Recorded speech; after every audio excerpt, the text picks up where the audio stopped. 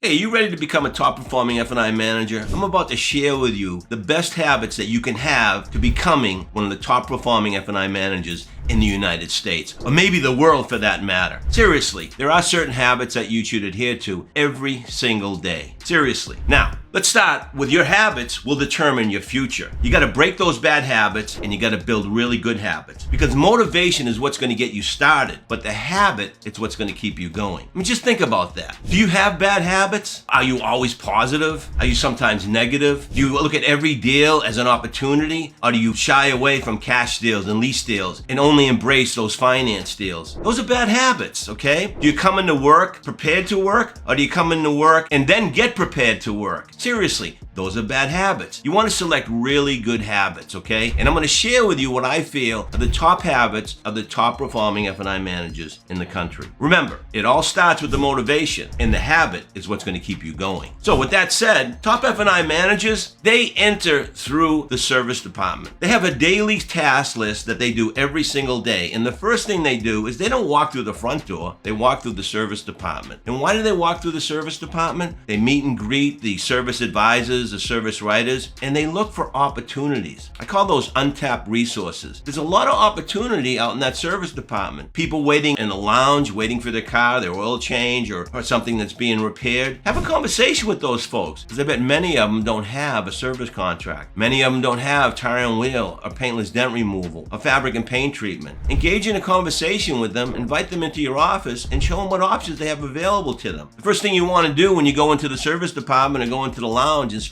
talk to the service writers and say, do you have any opportunities for me? Do you have any people in here, any folks in here that have less than 36,000 miles, or less than the factory warranty, or the factory warranty about to expire, that are here for oil changes? Go out and meet and greet them in the lounge and say, hi, my name's Gerry Gould. I'm one of the financial services managers here, and I noticed that your vehicle's in here for service. You're getting an oil change. The vehicle has 29,000 miles on it. How long do you plan on keeping the car? Customer may say another 3 or 4 years. Do you have a factory extended warranty on the vehicle? Because your factory warranty is about to expire. There's options that you have available to you. You mind taking a moment while you're here waiting for your car? Come on to my office. I'll show you what options you have available to you. That's what I call untapped resources. Talk to your service writers and ask them when they inspected a vehicle, did they find any dings or dents? And then contact that customer and say, I noticed some dings or dents on your vehicle when you brought it in for service. We have a plan that will fix those dings and dents and then continue on for another 3 or 4 years and repair any minor dings or dents that may occur over the time you own the vehicle. That's what we call untapped sources. You definitely want to check in with everybody when you get into the dealership. First person you want to check in with is the dealer principal if he's available, the general manager, the general sales manager, the used car manager. You want to check in with the BDC center or the internet center. You want to check in with those sales consultants that hold deals. You want to look at your,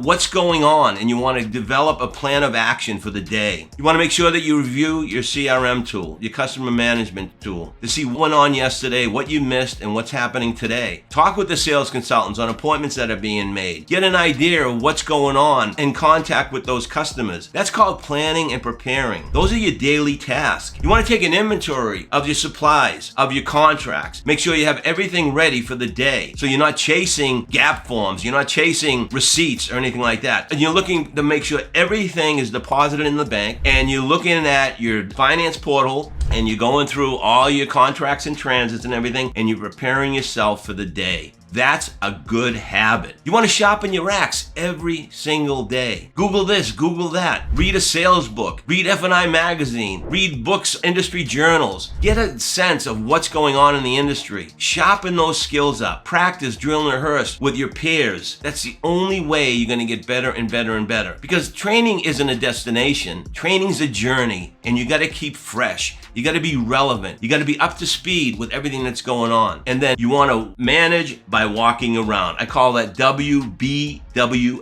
Manage by walking around. You don't want to just sit in your office all day long. You want to make sure you get out in the trenches with the sales staff. Make sure you know what's going on. Remember, the CRM tool is a very important tool. Your sales managers have access to it. Your sales consultants have access to it. Thereby, you should have access to it, because that is the pulse of the dealership, the CRM tool. And that gives you an opportunity to start conversations with the sales staff and then engage in conversations with your customer based on what the sales staff said to you. So if you want to become a top F&I performer, go through those daily tasks every single day. Check it off. Make sure you enter through the service department. Make sure you check in with everybody from the GM to maybe even the lot man or the porter, okay? Review your CRM, review your finance portal. You got to plan and prepare. You got to take inventory, and you got to sharpen your axe every single day. So with that said, you do have roles and responsibilities that you have to adhere to too. These are really good habits. You want to lead by example. What does that mean, lead by example? If you say it, do it. Oftentimes you're going to get deals that are missing this and are missing that. And I know what it is. You go out and you do it yourself, and you don't train the sales consultant to get it done for you. But sometimes you just have to do it yourself. You got to know the personalities you have in your dealership, and you got to react to each one of those personalities. And that's leading by example. If you say you're going to do something, do it. If there's a process that you should be following, follow that process. If you expect your sales staff to follow a road to the sale or some type of road to the sale, or do certain processes and procedures prior to getting into the F&I office, then you should follow a process yourself. That's what I mean by leading by example. You want to exhibit patience and consistency. You have to have patience with your sales staff. You got to look at it this way. If you sell 200 cars a month in your dealership, you're probably going to handle 80 of those deals, or maybe 100 of those deals, depending on how many F&I managers you have. And just think about it. That sales consultant in your dealership is only selling 10 to 12 cars, maybe 15 cars. You're getting 80 opportunities, 80 to 100 opportunities. You have to have patience with them, okay? You're busy all day long. Every deal's getting done. You're busy. They're waiting and prospecting. You have an audience, man. So just be patient, and you have to be consistent in your efforts. You have to be consistent in your processes. You have to be consistent in the things that you say and the things that you do. You got to communicate your intentions. What do you plan on doing with this deal? What do you plan on doing with this customer? Find out what their intentions are and play off their intentions. Get in touch with those customers early and often. Those are good habits that are going to make you a top performing F&I manager. You have to have that do it now attitude. What is this do it now attitude? Get it done now. Don't let it wait. There's one thing that happens in F&I. Things just pile up. And if you don't handle these tasks and you don't do what you need to do right away, that do it now attitude, you're going to just have multiply and multiply and multiply. And all you're going to be thinking about when you're sitting in front of a customer is all the minutia that you have behind you. If you get everything done and you have a do it now attitude, the day is going to flow that much easier. Paperwork's going to flow. Customers are going to have, great CSI. You're going to focus on selling rather than all the minutia and all the administrative stuff that goes along with F&I, because you're a very organized person. You have that do it now attitude. You got to look. You got to act. You got to think and speak like a professional. Seriously, you're an F&I manager. That title manager. Get things done through other people. Lead by example. Be that manager. You got to stand out from the crowd. You can't just be one of the guys. Something has to change from the sale of the car to the sale in F&I. Something has to change between the attitudes of the sales consultant and the attitudes, enthusiasm, and positive attitude at an F&I manager. It just has to feel different for the customer. And that's where you got to look, you got to act, you got to speak, and you got to think like a professional. You got to follow up and follow through on your commitments. You got to follow through with your customers. You got to put a to-do list, okay? We can't manage our time in this business. That's a bad habit, trying to manage your time as an F&I manager. But you certainly can manage your tasks. And every day, remember that task list I share with this on the other slide. Do those daily tasks and watch what happens. Everything's going to flow that much easier. That's what top performing F&I managers do. And always maintain a positive attitude. Attitude is everything. Enthusiasm is contagious. And look at adversity not as a roadblock, but as a learning tool, as an experience. I talk about the ABCs, the new ABCs of selling. Attune with your customer. Buoyancy, able to handle rejection, and clarity. Learn something about your customers so you can speak to them in their language. You can speak to them more clarity. This is what it's all about. Those are really good habits to have to becoming a top performing F&I manager. Now, you want to sell more in F&I? You got to get involved with the customer early. You can't wait for things to happen. You got to make things happen, especially today. Look, with the internet and the phone and all this stuff, people just don't have the patience anymore. They want to get things done quickly. So the quicker you get into the deal and the more involved you get into the deal early, the better chances you are. You develop a connection with the customer. You form a relationship with them. They know who you are before they even get to the dealership or while the deal's being manufactured at the dealership, you're having communication with the customer. You get to know them. So when they're in the office with you, they feel more comfortable with you. Look, when it comes to F&I, resistance is pre-programmed. Apprehensions are always going to be there. You can lower resistance and you can lower apprehensions by getting involved early. You got to gather information about the deal and review the details so you make sure when you print the paperwork, it's all right. Is Betty and Elizabeth, is Bobby a junior? Have they lived in that address for more than 2 years? You got to find this stuff out so you're not reprinting paperwork. Just think of the consequences of selling products and not having the spelling of the name right or the address right and having to do paperwork all over again. That gives the customer an opportunity to back out of what they bought from you. Look, get involved early, gather information, review the details of the deal, and things are going to run that much smoother. Those are really good habits. You definitely want to embrace the process and manage the exceptions that go along with it, because there will be exceptions. You have a process. And if you don't have a process, make sure you develop a process and embrace that process. Embrace those procedures and manage those exceptions that come along, because there will be exceptions to the rule. But that can't be what you're embracing. You can't embrace exceptions. You have to embrace the process and manage those exceptions. I often talk about tell them, don't sell them. You want to sell more in F&I? Don't try to sell them early. The worst thing that you can do in my mind is say to the customer, my job is to review the factory warranty with you. That's not your job. Your job is to explain what's available to them to enhance their ownership experience. The sales consultant's responsible to talk about the factory warranty. And besides, just think of the consequences of discussing a factory warranty up front before you even give a presentation. The most likely rebuttal at the end of your presentation is the customer going to look at you and say, why should I pay for something I already have? Do I have to let you know now? I already have this coverage. I'm going to spend another $2,500 and not use it for another 3 to 5 years? That's crazy. Look, there are consequences to every action that you take. And my recommendation is to simply go in every presentation if you want to sell more and just tell them what's available. Mr. and Mrs. Jones, before I print the final paperwork, I'd like to review the figures with you. Review the figures that they agreed to on the showroom floor. Assure them that they can take delivery of the vehicle at the figures they agreed in the showroom floor. And then say there's other options available to you to enhance your ownership experience. My job is to review those options with you. You can take one of them, you can take all of them, or you can take none of them, okay? You can leave here at the payment you agreed to on the showroom floor. But let me explain these options to you. And just go through these options really quickly, because remember, people don't have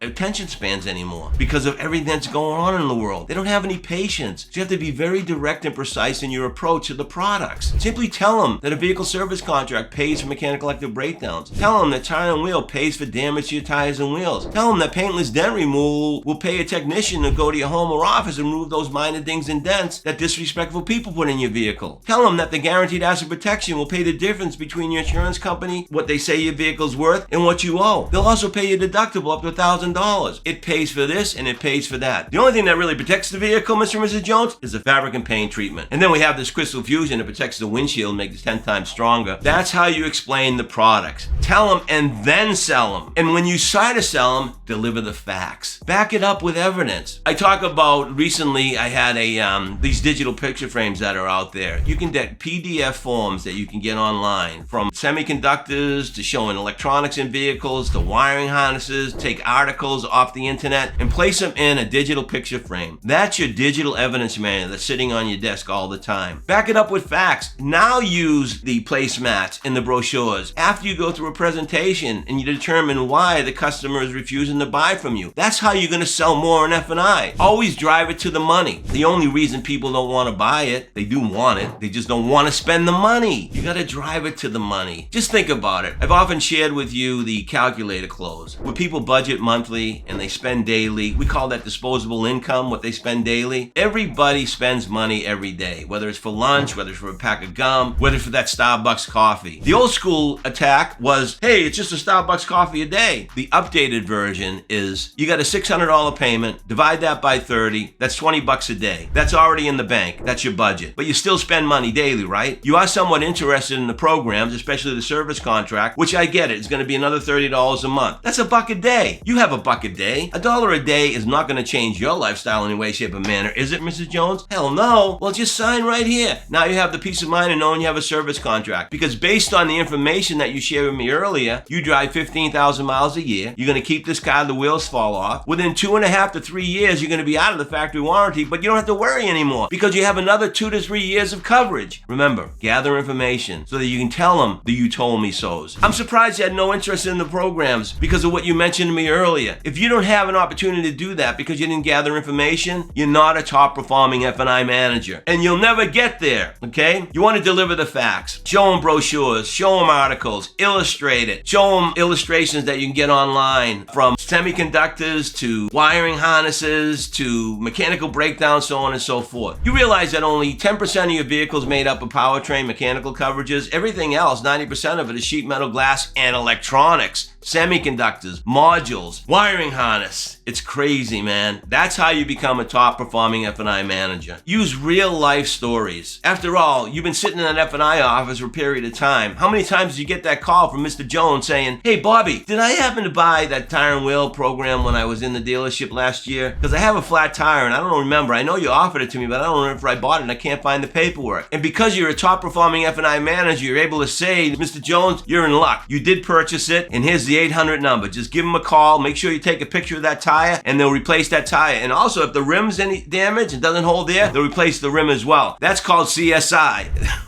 Because customer satisfaction is our number one priority here at our dealership. Look it, make yes easy and no real hard. And how do you do that? You tell them and then sell them and back it up with evidence. Those are the good habits of F&I managers. Those are the habits that make a top performing F&I manager. Listen, until next time, you go get them. And if you like what you heard, or you like what I said, go take a look at Product Prep, www.prodprep.com. Or you can go to my website, www.gerrygould.com, and get some more insight and more information. Once again, until next time, go get them.